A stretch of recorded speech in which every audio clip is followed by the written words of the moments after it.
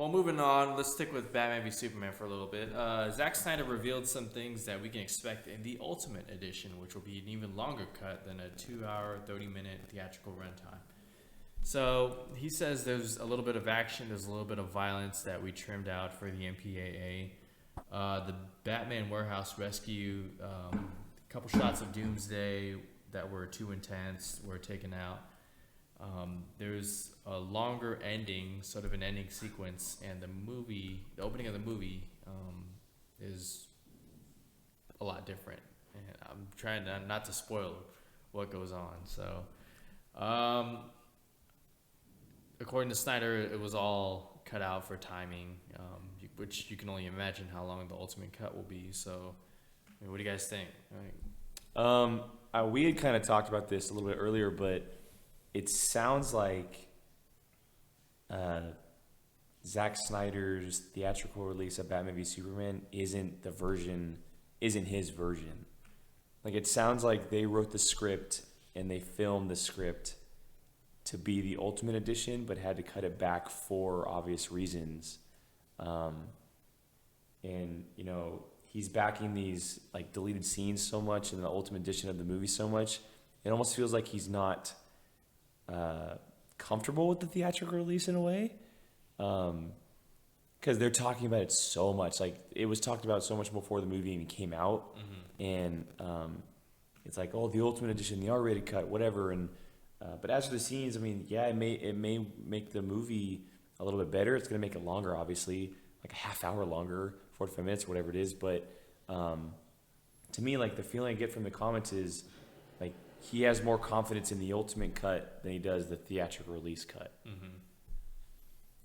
Yeah, I agree with what you said, Jake. I read these comments, and it's almost like, I mean, it's not like studio interference like Josh Trank in Fantastic Four, but it seems like he talked about Watchmen too, and how he kind of had to fight with the studio with the end, how that movie turned out. So I feel like the same thing happened here, but we didn't hear about it. We didn't really hear any drama, but I applaud that because every movie has drama behind it, and it's up to the studio and the director, and it shouldn't come out. Like, we and the public shouldn't know about the drama, you know? And then we hear about it, and then we have a negative perception on the movie itself. So I'm glad that no negativity came out, but it does seem like he's subtly being bitter about it. Yeah. So that's a great word. Great word. Yeah. So it's weird because the movie's 2.5 hours long.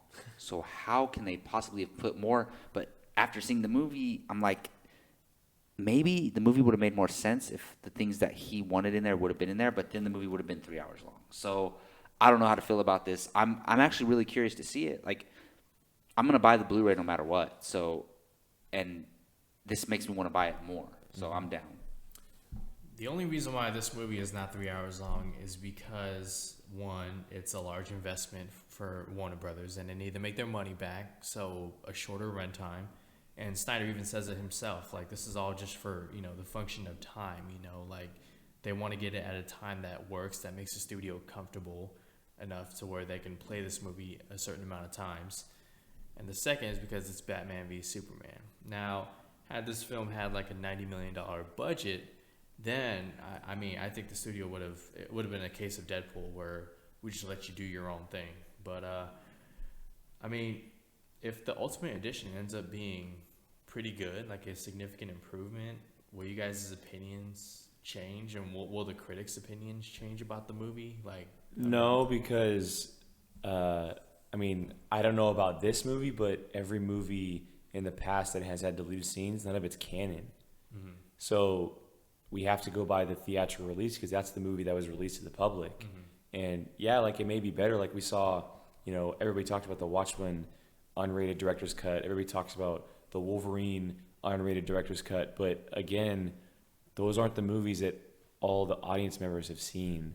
So you kind of have to still keep in mind that the theatrical release is the Batman v Superman they released to the public. Well, it's interesting for a standalone movie, like anything that's not involved in a cinematic universe, you know, the director's cut that has extra scenes, like, it doesn't really matter because canon is irrelevant because that's just a one movie. So you can watch that director's cut, and if you like the director's cut more, you'd be like, okay, this is the version I prefer, and I'm going to pretend like this stuff exists. But with a cinematic universe film, there's the deleted scenes and the stuff that was taken out is not canon, technically. So, and for everyone who doesn't know who canon is just basically official history within that universe. So, yeah, I mean, it's going to be cool to watch them, just like the Star Wars ones. Yes, it's going to be cool to watch them, but ultimately, they're irrelevant other than enjoyment for fans.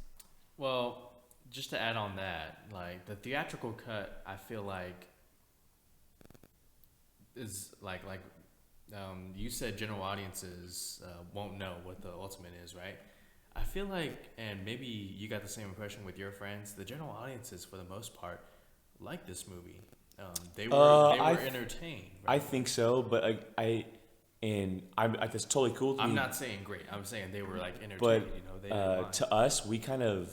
And I talk about this with my friends all the time, but we kind of think differently when we go into movies. Yeah, definitely. And they go in it as fans, and we've talked the fanboy goggles, and like they want to see big action and these superheroes going at it, where we're looking at stories and character development and everything. So yeah, audience members, they're gonna love it. We saw that. We've seen it twice, and both times the audiences love it. Like they clap. And look at the audience score on Rotten yeah, Tomatoes, so it's definitely. What's the audience score on Rotten Tomatoes? It's like 75. Yeah, it's okay. much higher. So no, I mean, I tell everyone I talk to, you know, they ask me, how was it? And I say, you'll like it.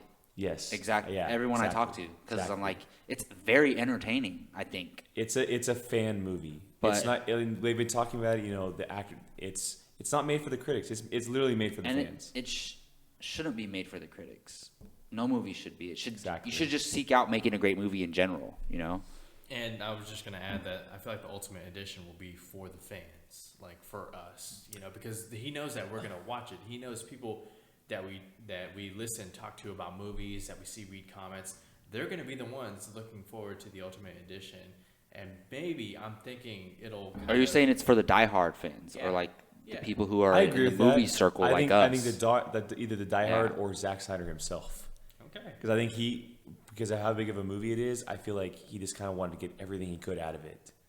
Yeah, and I still have respect for Zack Snyder. I think he doesn't lack effort when he does his movies at all. I agree. Yeah. I agree.